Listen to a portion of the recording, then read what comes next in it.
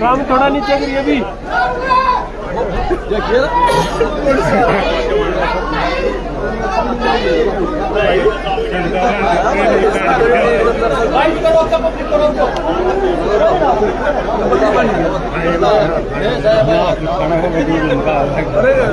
White kurta dhoti.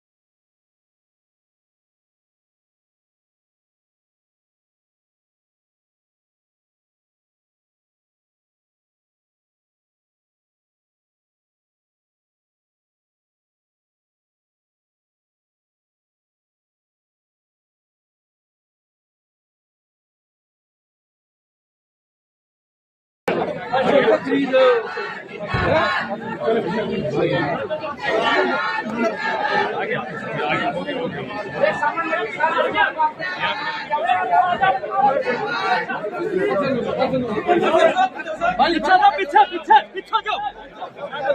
Rahul Gandhi जिंदाबाद। राहुल गांधी जिंदाबाद। राहुल गांधी जिंदाबाद। राहुल गांधी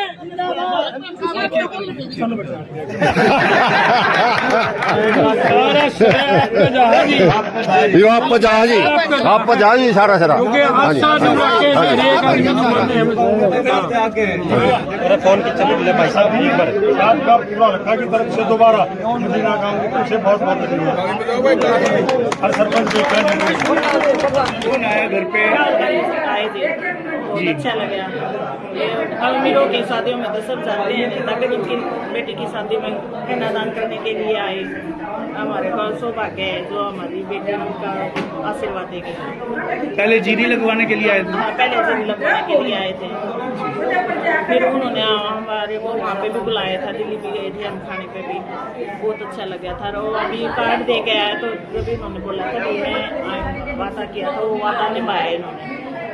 क्या नाम है आपका, क्या लगते हैं बिटिया के? मैं दादी लगती हूँ। कौन सा गांव है जहाँ पर राहुल गांधी पहुँचे? मदीना आउला मदीना। फादर का नाम क्या है बिटिया का? संजय।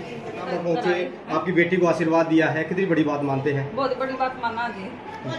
आप लोगों को भी दिल्ली में बुलाया था। हमारी बेटी बहुत भाग्यशाली है जो इतने बड़े बड़े आदमी सारी बात बताऊंगी।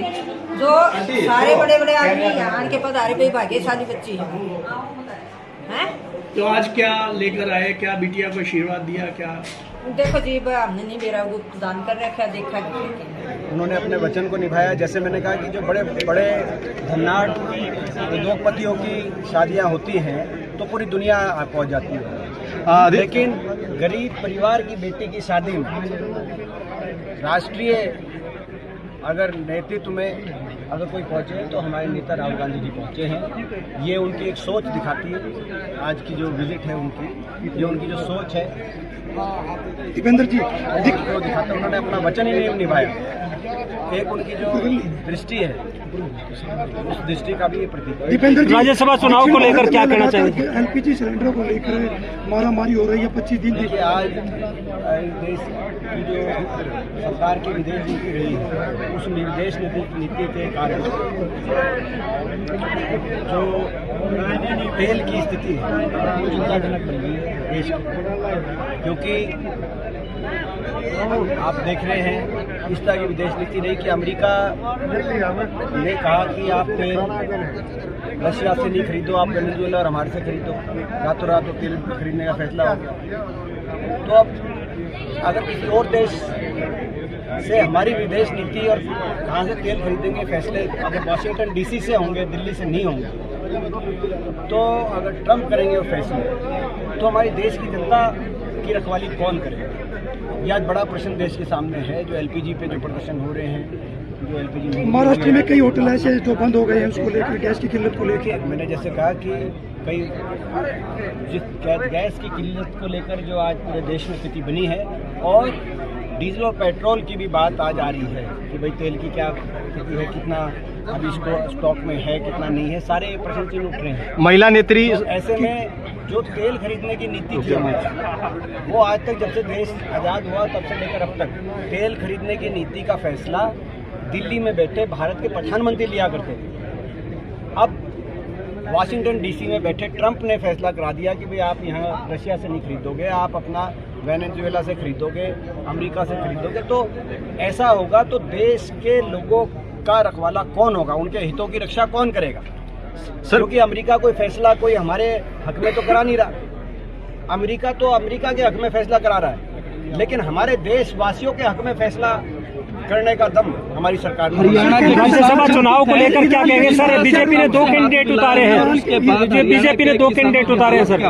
सर ईरान को लेकर भाजपा केंद्र सरकार का रुख किस तरह देखते हैं? देखिए, जहाँ तक ये इस युद्ध की बात है, इस युद्ध में मैं एक ही प्रश्न, अंतर्राष्ट्रीय स्तर का प्रश्न जो पूछता है, अमेरिका ने ये कहा है कि ईरान पे हमला इसलिए किया गया इजराइल के साथ मिलके कि ईरान एक आतंकी संगठन हिजबुल्लाह का समर्थक देश है और परमाणु हथियार बनाने के नज़दीक पहुंच गया। अगर ये पैमाना है तो हमारे बगल में एक देश का नाम पाकिस्तान है, जो जैसे Mohammad, Hizbul Mujahideen, TRF the resistance front जिन्होंने पहलगाम में हमला किया, ऐसे खुंखार और ऐसे आतंकवादी संगठनों का सरगना है और उसके पास तो परमाणु हथियारों से लैस वो देश है। तो अगर यही 2 पैमाने थे ईरान पे कि ईरान हिजबुल्लाह का समर्थक था और तो पाकिस्तान उसके आतंकी संगठनों का सरगना है और परमाणु हथियारों से लैस है। तो ऐसे में अमेरिका पाकिस्तान का समर्थन क्यों कर रहा था ऑपरेशन सिंदूर के बाद? प्रश्न ये उठता है, ऑपरेशन सिंदूर के बाद पाकिस्तान के जनरल को ट्रंप अपने घर बुला के क्यों दावत दे रहे थे और हमारे बारे में क्या क्या अंतर्राष्ट्रीय स्तर पे 70 बार कहा कि इतना नुकसान, इतने जेट गिर गए, इतना मैंने सीज फायर कराई, क्या क्या नहीं कहा। तो ये दोहरे मापदंड नहीं है, अगर हैं तो सरकार को बोलना चाहिए कि अगर ये आधार है जिस आधार पे जिनको उन्होंने कारण बताया, कारण यही बताया और दूसरा कारण नहीं बताया, तो अगर कारण ये बताए गए हैं रसिया, तो क्या इसमें इस कारणों के बाद अमेरिका और पाकिस्तान के प्रति अमेरिका का